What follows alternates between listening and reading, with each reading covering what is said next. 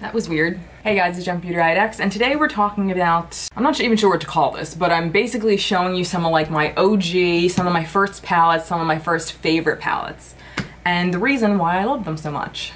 It kind of goes without saying that I haven't thrown them away because I still love them. I don't use them that much, but they hold a very special place in my black heart. So I wasn't sure which palette to use, so I spread them out all over my desk because I used some of them today for my face look. I had them spread out all over my desk. I'll insert a picture here. Alright, so I guess I'll just start with what I actually used on my face today. So the first two palettes are from the Too Faced Holiday Collection. Ugh, these don't have dates on them. I'll list what collection year they're from. So this is Be Merry and Be Bright. Like, I kind of have to buy Too Faced holiday collections every year. Like, they're just, oh god, they're just sex in a palette.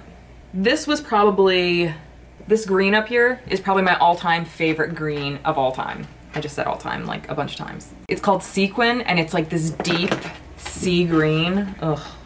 It's like a deep teal kind of color. It's a very pretty holiday color, hence the collection.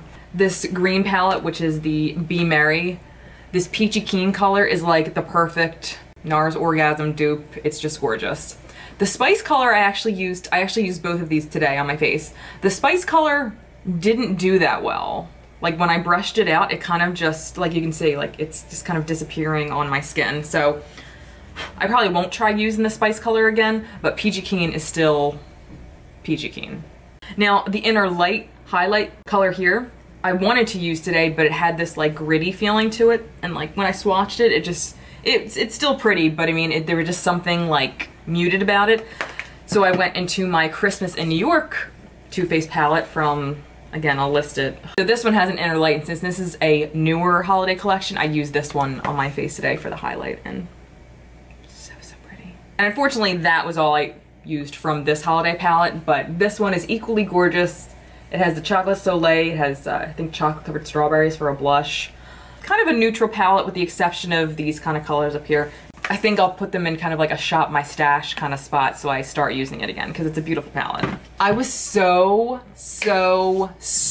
excited when this came out. This is the Sephora Pantone Universe collection. Again, I have to list, I can't keep saying this. I'll list the years that each thing came out on the screen. This is their Marsala, I think it was called. Basically, it's their red palette. This was like at the pinnacle of when I decided I was obsessed with red eyeshadow. So when this came out, I was like, holy shit, I need it. And unfortunately, some of the actual colors in here, I mean, they're all gorgeous. They have like the burnt orange and the reds and maroons and the browns and everything with like the odd, weird shades over here. I don't know what they're about, but some of them were kind of gritty feeling and just not great quality. Like that tends to be how it is with Sephora palettes. Some of them are just hit, some of them are miss. So this wasn't necessarily a miss, but on top of the kind of weird feeling on some of them, the pan sizes are just very tiny. Like I just have to, and they're very deep. Like the pans are very deep. And I don't mean there was a ton in there. I mean like the pan sits like 2 pans down. It's very weird. I don't know. Anyway, but I did use this today. Oh my god. This Sugar Pill palette was probably one of my first like indie brand purchases. So this is the Burning Heart collection. And these are like pressed pigments. These are gorgeous. I used these today like mostly on my eyes for like this little sunset look. Oh, still so gorgeous. I will never throw this away, ever. All right, the next is another indie brand, probably the first Lime Crime product. I think I bought this with those 2 Lime Crime lipsticks that I talked about in another video, like the OG ones in the purple unicorn packaging. Do they still have those packaging? I don't know. Anyway, this is the Alchemy palette. I used this orange color to smoke out my lower lash line. So gorgeous, so pigmented. Ugh, just a really pretty palette all around. And I apologize, I know some of these they don't make anymore, but I just thought it'd be a fun kind of idea for a video. The next is a palette by NYX, and I'm pretty sure they have this still. This is the Dreamcatcher palette, and as you can see, this color I was obsessed with.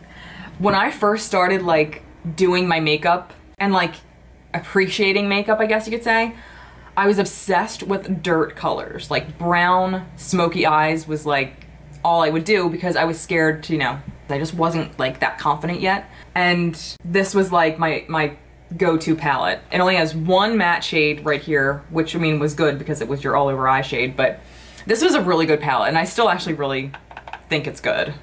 Very pigmented, really nice colors. And again, more of like a, I feel like this is in comparison to the Urban Decay Naked palettes, like the color selection at least, and you know, a quarter of the price. Speaking of, I have Urban Decay 1 and 2. I'm not gonna get too much into these. This was just, number 1 was just discontinued.